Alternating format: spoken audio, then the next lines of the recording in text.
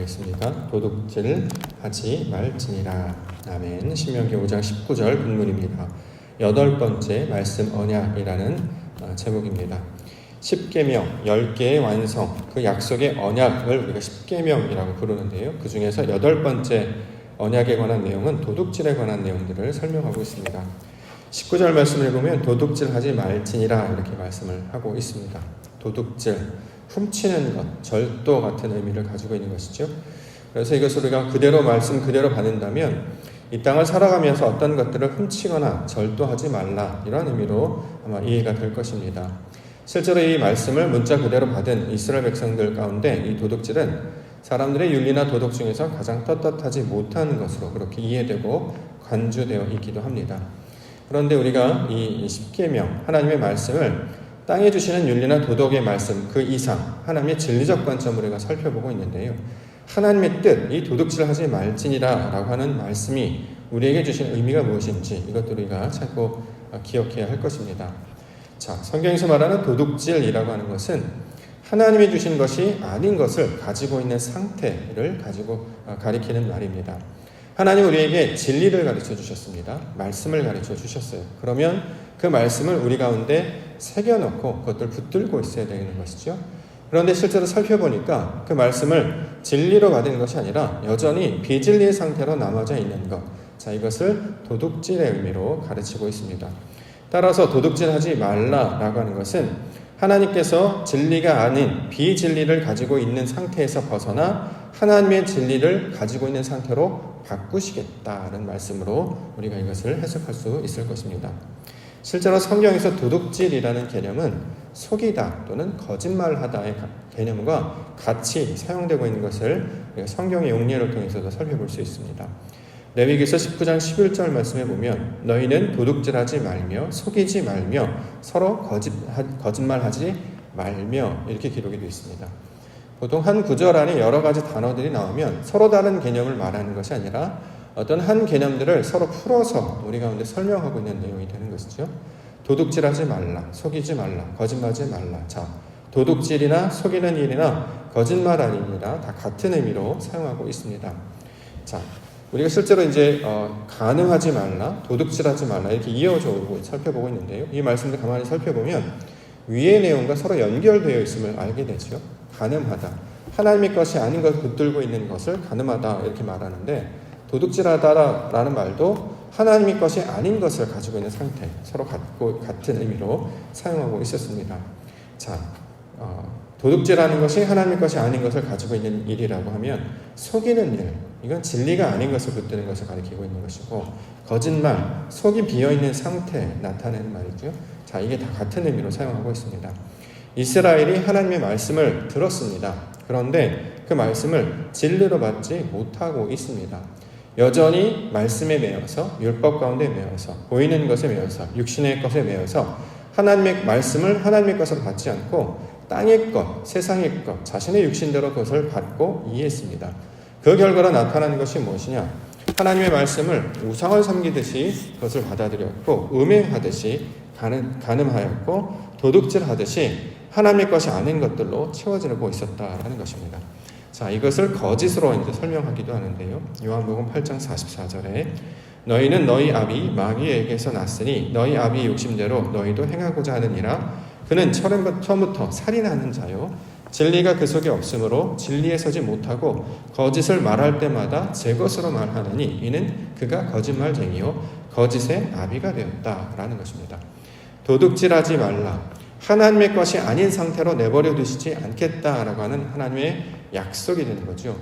우리가 말씀이 아닌 자신의 생각과 정욕과 경험과 세상의 풍조에 따라 살고 있었습니다. 이것은 도둑질하는 것과 똑같다라는 것입니다.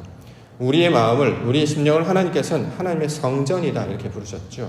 그래서 이 성전 안에 하나님의 것들로 채우시기를 원하셨습니다. 그래서 말씀을 가르쳐 주셨고, 자, 이것을 성전으로 비유하실 때 성전 안에 하나님의 말씀들을 마치 보석과 같이 그릇과 같이 채워지게 해 주셨습니다. 그러므로 비진리의 상태에서 벗어나는 거죠. 세상의 교훈과 풍조에서 벗어나게 되는 것입니다. 오직 하나님의 말씀을 진리로 깨달아서 그 진리 가운데 하나님의 아름다운 열매를 맺는 자들로 살게 하시는 것, 이것이 하나님의 사역이었고 창조의 목적이 되고 있습니다. 그 창조의 목적을 그대로 받아서 우리 가운데 약속의 말씀으로 선언하고 있는 것이 바로 10개의 말씀, 10계명인데요. 그 10계명의 8번째 말씀이 바로 도둑질하지 않게 하겠다. 너를 말씀과 진리로 채워서 하나님의 백성이 되게 하겠다라는 말씀으로 가르쳐주고 있습니다. 고린도전서 1장 30절 너희는 하나님으로부터 나와서 그리스도 예수 안에 있고 예수는 하나님으로부터 나와서 우리에게 지혜와 의로움과 거룩함과 구원함이 되셨다. 다시 말해 우리가 비진리 있는 상태 가운데 있는 백성들에게 그리스도 예수, 진리가 우리 가운데 찾아오셔서 지혜가 무엇인지, 하나님의 뜻이 무엇인지, 하나님의 거룩하심과 구원함이 무엇인지를 알게 해주셨다라는 거죠. 이게 바로 예수 그리스도를 통해 역사하시는 구원의 완성의 내용이었습니다. 우리가 텅 비어 있었어요. 하나님의 말씀이 없이 그저 자신의 욕망과 정욕으로 채워져 있었다는 거죠.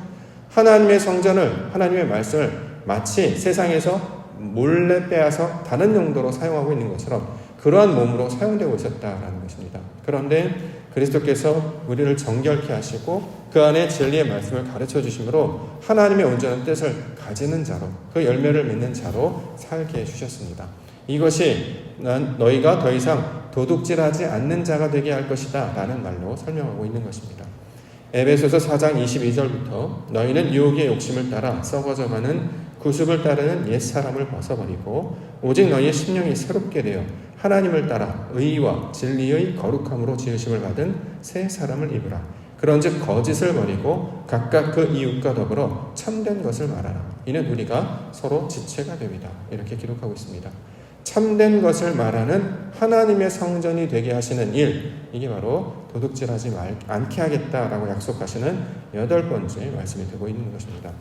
그러므로 성경에서는 이 도둑질에 관한 의미를 말할 때는 항상 무엇과 관련이 되어 있냐면 진리의 말씀을 구하는 것과 관련되어 있습니다.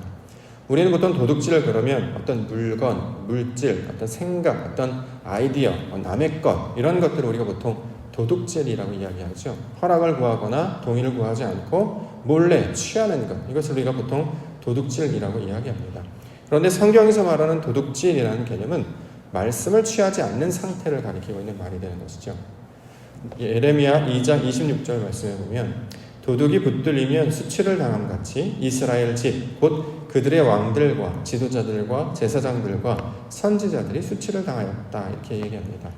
왕들, 지도자들, 제사장, 선지자 다 말씀과 관련되어 있는 역할을 감당하는 자들입니다. 기름 부음 받은 자들이지요. 하나님의 뜻에 따라 하나님의 거룩한 백성들이 된 자들을 가리키는 말입니다. 그러면 그 목적과 뜻에 사용되어야 되겠죠. 그런데 이것이 도둑질 당한 것과 같이 다른 용도로 사용하고 있다는 것입니다. 진리가 우리 안에 역사하여서 우리가 하나님의 참된 뜻을 깨닫는 백성이 되어야 되는데 참된 뜻을 깨닫지 아니하고 엉뚱한 열매를 맺고 있는 자들로 나타나고 있다. 그래서 이것이 수치를 당하는 것이다 이렇게 설명하고 있습니다.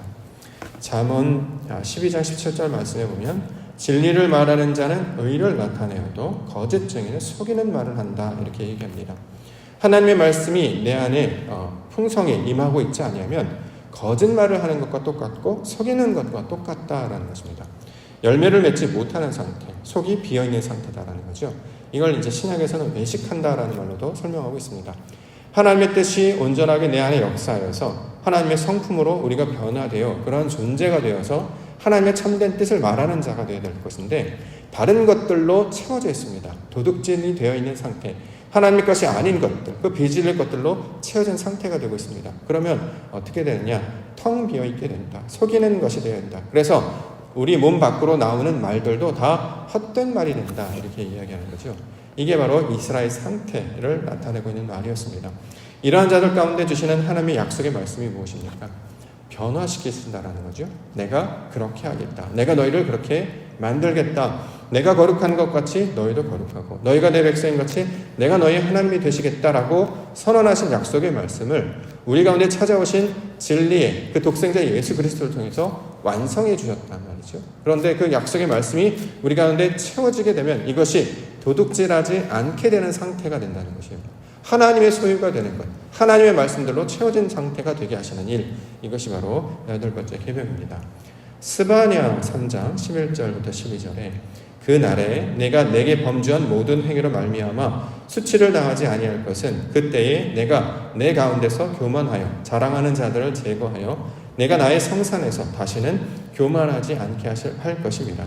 내가 곤고하고 가난한 백성을 내 가운데 남겨두리니 그들이 여호와의 이름을 의탁하여 보호를 받을지라 약속하고 있습니다. 창세기로부터 출애굽기로부터 민수기 신명기로부터 주셨던 말씀이 모든 역사를 통해서 펼쳐져 그것이 우리 가운데 나타나는데, 실제로 하나님께서 진리를 우리 마음 가운데 우리 삶 가운데 가르쳐 주셔서 그 진리로 붙잡는 자로 살게 하시는 일을 성경의 역사를 통해서 우리 가운데 설명을 하고 있습니다. 8번째 말씀 언약이기도 하는데요, 성경에서 8번째라고 하는 것은 진리를 나타내는 말이기도 하죠. 자, 이렇게 우리가 세상 가운데 붙잡고 가장 중요하게 여겼던 그런 헛된 소식, 헛된 교훈, 풍조에서 벗어나 하나님의 거룩한 말씀도 채워지게 하심으로 하나님의 거룩한 백성이 되게 하시는 일, 이것이 도둑질하지 않게 하겠다라고 하는 약속의 말씀이 되고 있습니다. 우리가 신앙생활을 하는 것, 결국 하나님의 뜻을 아는 것들로 채워지게 되는데요, 이 채워지는 것을 하나님의 참된 소유가 되었다라고 이야기합니다. 세상에 빼앗기지 아니하고 나의 거룩한 백성이 되게 하시는 일, 하나님께서 만드신 온전하고 완전한 하나님의 성품으로 채워진 자가 되게 하시는 일, 우리가 열매 없는 자가 아니라 아들을 낳지 못하는 이스라엘이 아니라 참된 말씀의 진리를 맺고 우리 안에 예수 그리스도를 아들로 낳고 열매로 맺게 하는 자들이 되게 하시는 일, 이것이 하나님의 구원의 사역들로 설명하고 있습니다. 그 10가지 말씀, 그 언약의 말씀 중에 나타나는 이 구절 한 가지 한 가지 우리가 붙잡고 나아갈 때마다 이것으로 우리를 변화시켜 주실 줄 믿습니다.